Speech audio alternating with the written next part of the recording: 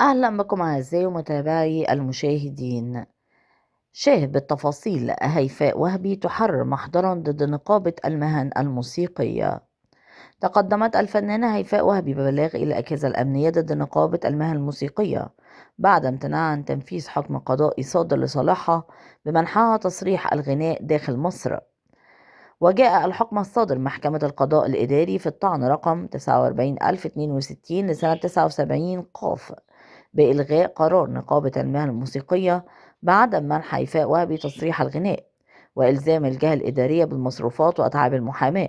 ورغم إعلان النقابة بالحكم وتوقيع أحد موظفيها برفض الاستلام واستمرار النقابة في الطعن على الحكم، إلا أنها امتنعت عن منح الفنانة تصريحها، مخالفة بذلك نص المادة 50 من قانون مجلس الدولة المصري رقم 47 لسنة 1972، والتي تنص على ضرورة نفاذ الحكم إلا إذا قررت دائرة فحص الطاعون غير ذلك.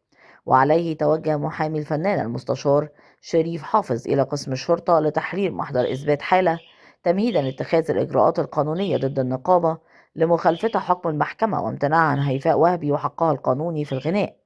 وكانت محكمة القضاء الإداري أصدرت حكما لصالح الفنانة اللبنانية هيفاء وهبي قضى بوقف تنفيذ قرار نقابة المهن الموسيقية والذي كان يمنعها من الغناء في مصر، مع إلزام النقابة بمصروفات وأتعاب المحاماة، مما يمنح هيفاء الحق الكامل في أداء حفلاتها داخل البلاد. من فضلك لا تنسى الاشتراك في القناة، تفعيل الجرس على وضع الكل، وعمل لايك ليصلك دائما وأبدا كل جديد من القناة. شكرا لكم.